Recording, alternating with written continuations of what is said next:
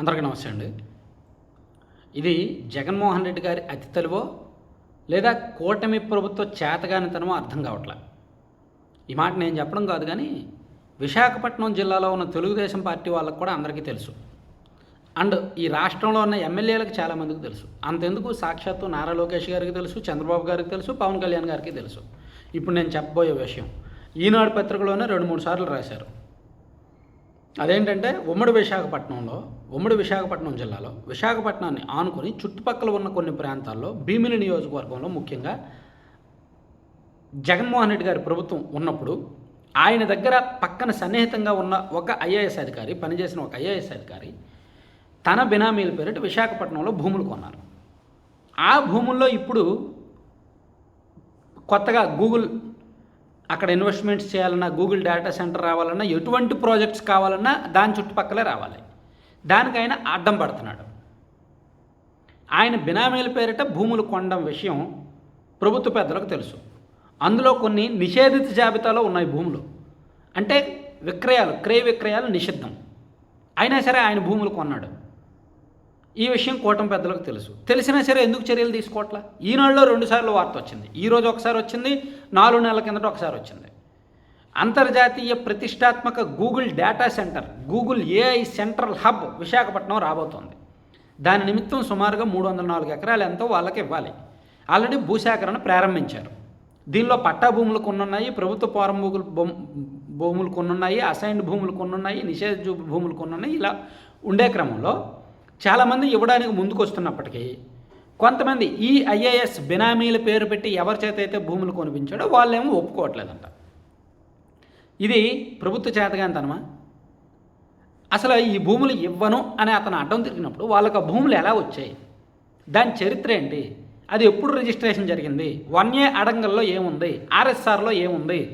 ఆ భూమి గతంలో ఎవరి పేరు మీద ఉందండి? ఎవరి చేతులు మారింది? ఎప్పుడు మారింది? భూమి చరిత్ర రాదండి? CCLAలో రికార్డ్స్ ఉండవా? VRO ఆఫీస్లో ఉంటాయి, MRO ఆఫీస్లో ఉంటాయి, కలెక్టరేట్లో ఉంటాయి, CCLAలో ఉంటాయి. పోనీ ఇక్కడ ఎక్కడ లేకపోయినా CCLAలో ఖచ్చితంగా ఉంటాయి. ఆ రికార్డ్స్ పట్టుకొని ఈ భూములు స్వాధీనం చేసుకోవచ్చుగా? నిషేధిత జాబితాలో ఉన్నాయి, ఎందుకు రిజిస్ట్రేషన్ చేశారని రిజిస్ట్రేషన్ క్యాన్సిల్ చేసేయచ్చుగా? చర్యలు తీసుకోవచ్చుగా బినామీ చట్టం ప్రకారం. అదే జగన్మోహన్ రెడ్డి గారు సీఎం స్థానంలో ఉండి తెలుగుదేశం పార్టీకి సంబంధించిన వాళ్ళు ఎవరో అలాగే బినామీ పేర్లతో భూములు కొనుక్కుంటే జగన్మోహన్ రెడ్డి గారు అయితే ఊరుకుంటారా? ఈ పాటి జైల్లో పెట్టేవాడు. ఆ భూములు స్వాధీనం చేసుకొని వాళ్ళ మీద క్రిమినల్ కేసులు పెట్టి జైల్లో పెట్టేవాడు ఏకంగా. సో వాళ్ళు అంత దూకుడుగా వ్యవహరించేవాళ్ళు. సరే, ఇప్పుడు జైల్లో పెట్టమని నేనేం చెప్పట్లా. అసలు అక్కడ ఒక ప్రఖ్యాతమైన అంతర్జాతీయ స్థాయి సంస్థ వస్తున్నప్పుడు, ఇటువంటి వాళ్ళు కొర్రీలు పెడుతున్నప్పుడు, కావాలని అడ్డంకులు సృష్టిస్తున్నప్పుడు ప్రభుత్వం ఎందుకు ఉదాసీనంగా వ్యవహరించాలి అనేది ఒకసారి ఆలోచిస్తే మంచిదన్నమాట.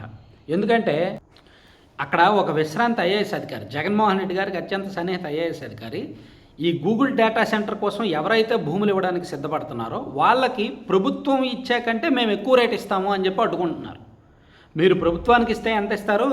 మీకు మార్కెట్ రేటు మీద 20 లక్షలు ఇస్తారు, అండ్ 20 సెంట్లు భూమి మీకు ఇస్తారు. కానీ మేము ఎకరానికి 55 లక్షలు మీకు ఇస్తాము, అలాగే 27.5 సెంట్లు భూమి ఇస్తాము, కాబట్టి మాకు ఇచ్చేయండి అని చెప్పి ప్రైవేట్గా ఆఫర్లు పెడుతున్నారంట. ఇది ఎంతవరకు కరెక్టు?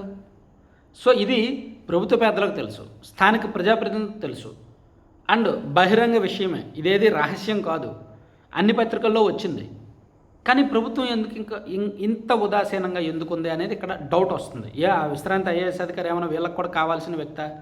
సో దానిలో కొంచెం ఆరా తీస్తే ఇప్పుడు ప్రస్తుతం CMOలో పనిచేస్తున్న ఒక ఐఏఎస్ అధికారి ఆ విశ్రాంత ఐఏఎస్ అధికారికి అత్యంత సన్నిహితుడు. వాళ్ళిద్దరు చాలా క్లోజ్. అలాగే ఉత్తరాంధ్రలో ఉన్న ఒక మంత్రి గారికి ఆ విశ్రాంత ఐఏఎస్ అధికారి గారు బాగా క్లోజ్. సో ఆ ఇద్దరి ద్వారా ఇతను వ్యవహారం అంతా నడిపిస్తున్నాడు అని చెప్తున్నారు. సరే, ఇన్నాళ్ళు ఏదో అయింది. కానీ ఇప్పుడు ఒక ప్రఖ్యాతమైన ఇంపార్టెంట్ ప్రాజెక్ట్ వస్తుంది కదా, గూగుల్ లాంటి పెద్ద సంస్థ వస్తుంది కదా, ఆ సంస్థ రాకుండా అడ్డుపడుతున్నారంటే, భూసేకరణకు అడ్డుపడుతున్నారంటే ఇంకా రేపొద్దున గూగుల్ వాళ్ళకి ఎలా ఉంటుంది? వీళ్ళు భూసేకరణలోనే ఇన్ని ఇబ్బందులు పెడుతున్నారు, ఇన్ని వివాదాలు ఉన్నాయంటే భవిష్యత్తులో ఇంకెన్ని ఉంటాయని వాళ్ళు అనుకోరా? సో ఇక్కడ చాలా జాగ్రత్తగా వ్యవహరించాలి ప్రభుత్వం కూడా.